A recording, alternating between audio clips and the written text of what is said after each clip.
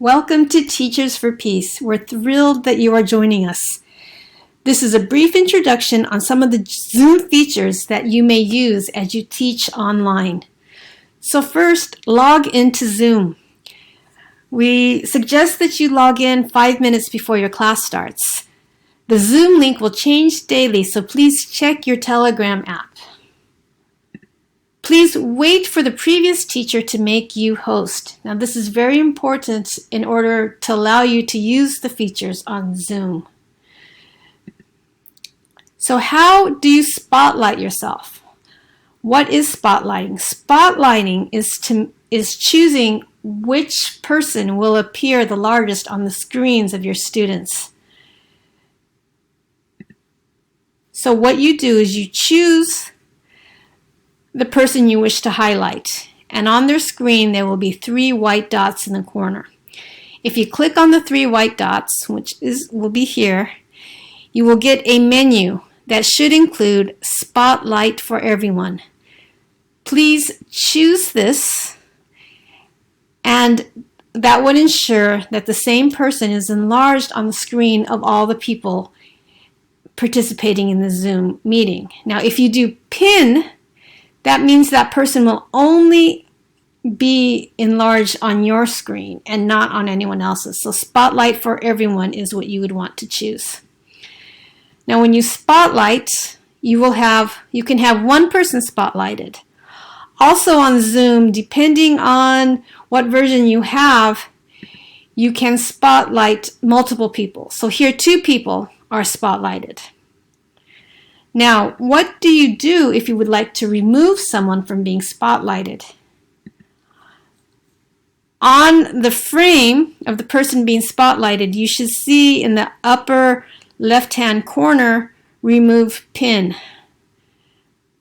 So if you click on this, that person will no longer be spotlighted and will return up here with the other participants.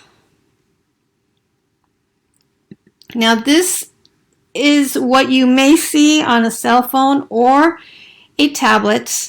If you link on your menu for participants, then you will get the participants here in a list. I believe this also works on the computer.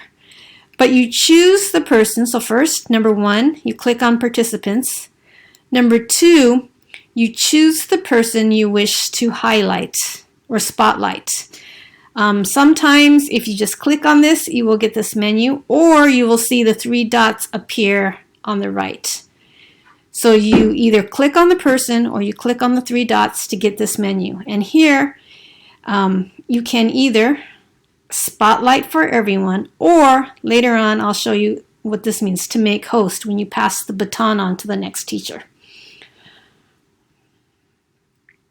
Okay, so what do you do if you want to share your desktop screen? You want to show a slide, you want to show a presentation, you want to show a picture. This is how you do that.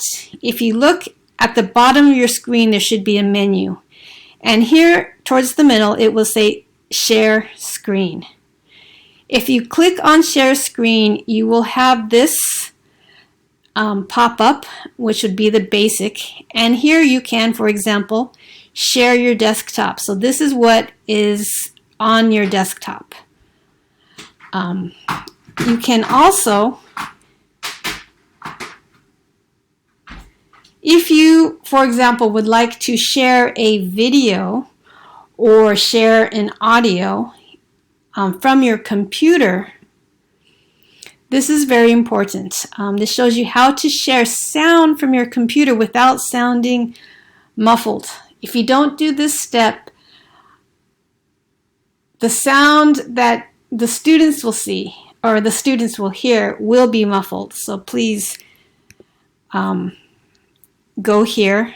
Number 1, you'll see the share screen.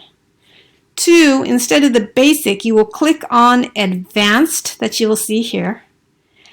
And here, either a computer audio, or you can also choose video, depending on whether it's just the audio or the video, but you have these choices to choose from. So first, once again, click on share screen. 2, click on Advanced, and 3, click on either the audio or the video. And this is very important. Be very sure that you click on this option here at the far bottom left corner where it says Share Sound. This will make sure that there's a clear sound on your student's side of the screen.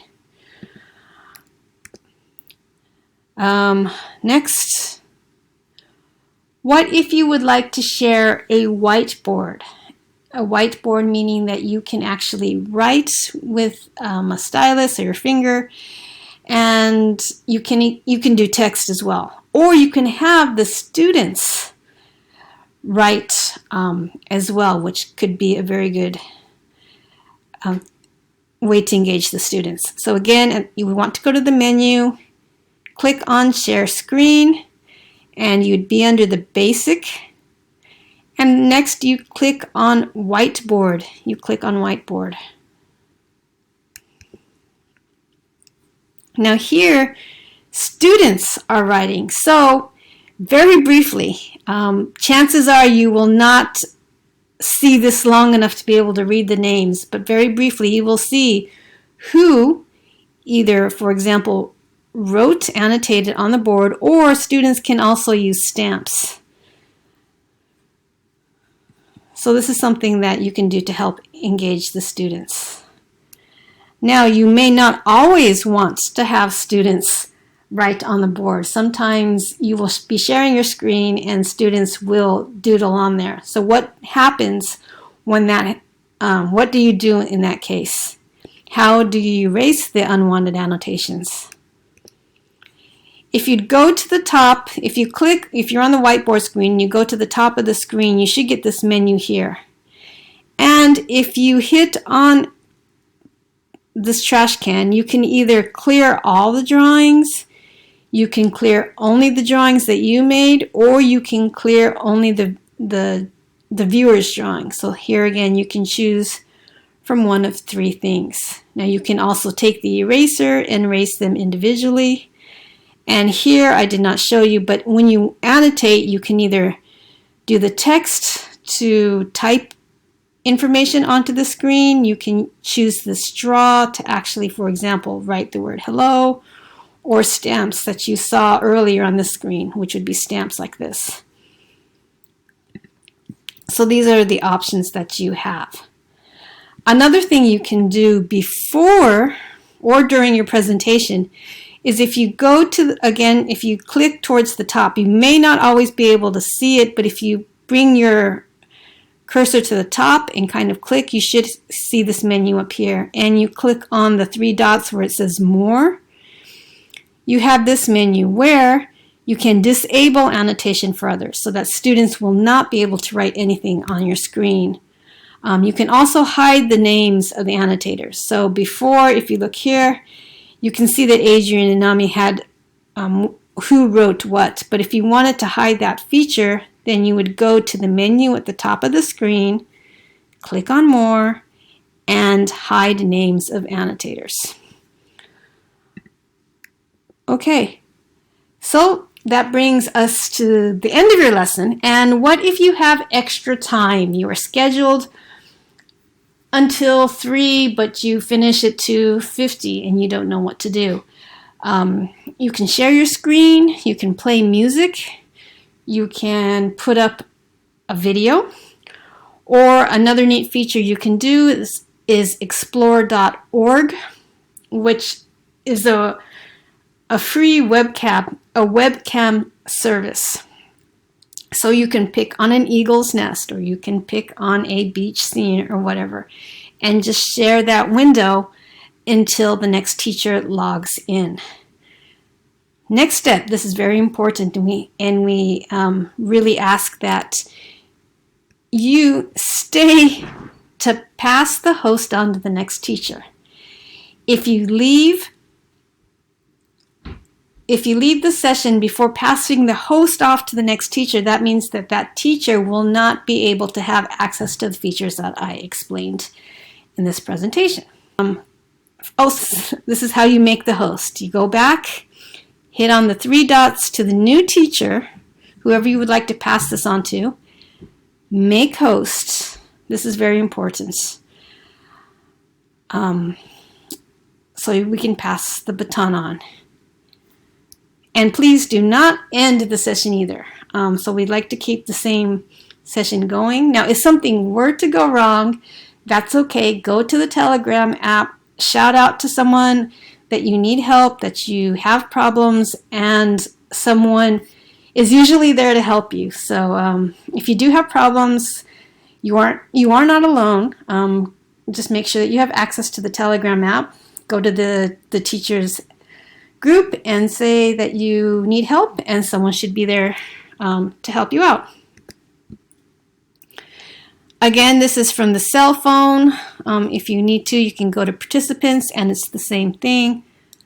Click on participants, click on the name, either the name here or the 3 dots on the right, and here, make host. Okay, so again, please make the next teacher host.